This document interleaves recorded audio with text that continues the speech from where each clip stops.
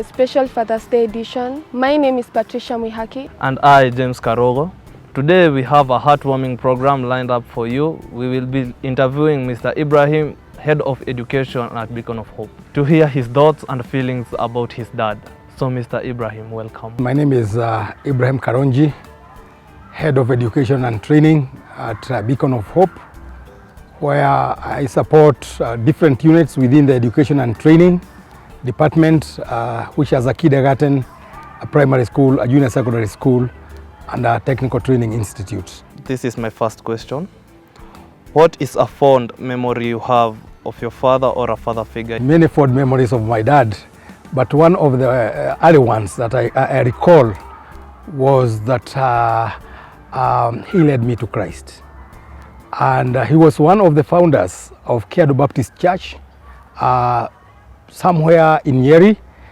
And so I was actually born when he was on fire of evangelizing.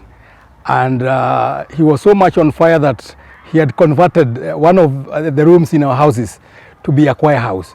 So I really value that he led me to Christ. How did your father influence your decision to become a teacher?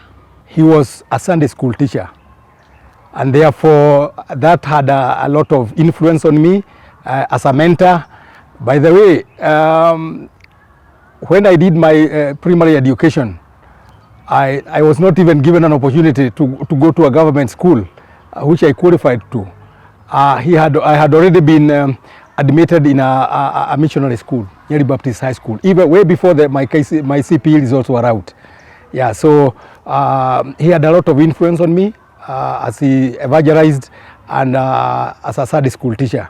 I liked the way he was organized and the way he could give us past stories. By the way, he had his books which he had written 30 years earlier when he was still a young man. What qualities do you think make a great father? A great father, for one, is he has to be caring, has to show love for his children, he has to be a mentor, and I think being available is very key. He needs to be available to his children, and not forgetting that time is not very much available for fathers, because many fathers are also husbands, so they have to play in between the two, being husbandry and also being fathers. But I think most important is being available, extending their love, and also providing. So how do you celebrate Father's Day with your family? Of course, we celebrate it both at home and in church, because in our church we normally have the Father's Day. Even Mother's Day we do celebrate, and we are given a rose flower sometimes, or a small gift or a present by the family, and then after that we go for an outing. That's a day that the family is sure of having a lunch out after service, church service. What is the most valuable lesson you learned from your father? The critical values I learned, one of the greatest, I think, is integrity. Yeah, being trained to be a person of integrity, being honest, being trustworthy. And I tell you, in my high school, I was given a one-sentence living certificate, which talked length.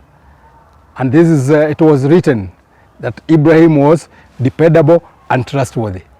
Those two words, whenever I look back at my living certificate, giving over 40 years back, I've wanted to live, aspired to live by that, being dependable and trustworthy. Can you share a favorite activity or tradition you had with your father growing up? I was brought up in the countryside, and one of the most exciting things was something we used to call factual films. There are no cinema halls there. There were factual films which used to be at the village level, at the shopping center. That is where they used to come and have the films. It was done once a month, and you can't imagine, my dad used to take me and the family members 8 p.m. At night, and then the other thing was celebration of the Christmas, where we could go to the church singing with the lamps up to the church, and then the same way home. We felt very secure. How do you incorporate lessons or values from your father into your teaching?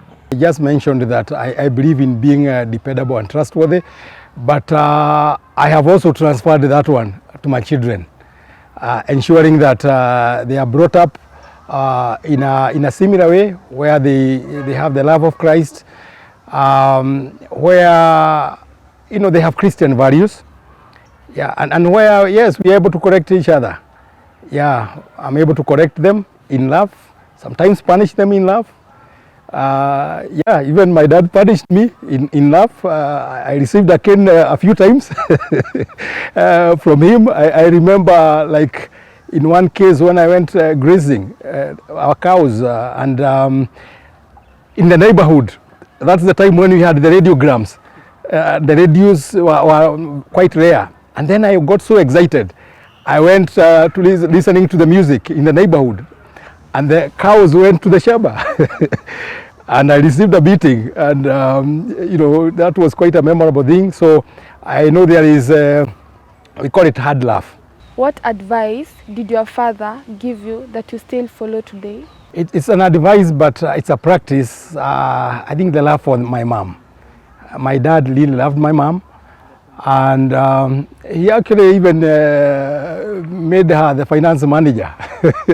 and I've actually tried that, and people wonder, how have you entrusted your wife so much on, you are frank, and you share a bank account, you are able to, she's in charge of finances. So, there was no boundary between his income and mom's income. Yes, they were farmers, but each had their own income. There was no boundary. And I have tried to practice that. These days it's not very easy. As you know, people say, okay, I have my money, your money is... No, they say, my money is my money and your money is our money.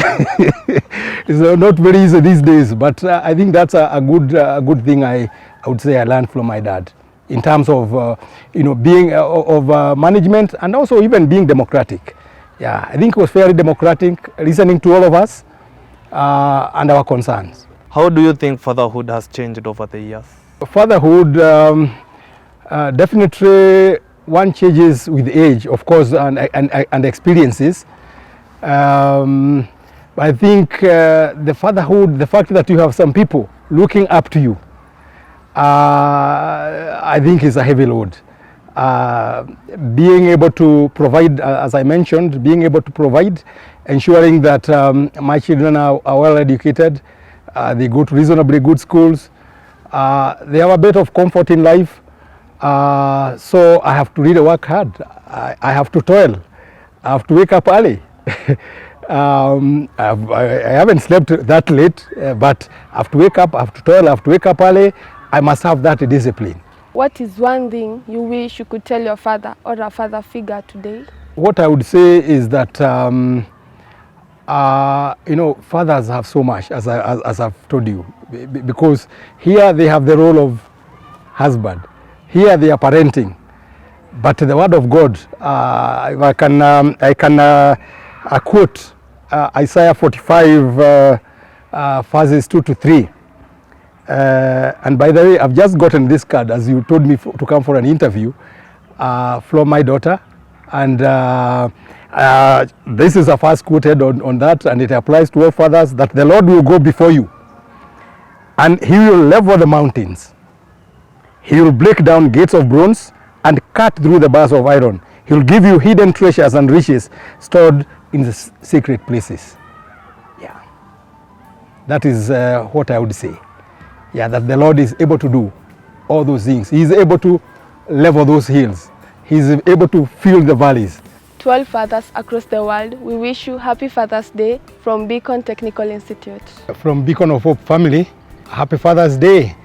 Yeah, we have very many fathers around us, including our parents from the school and parents from PTTI.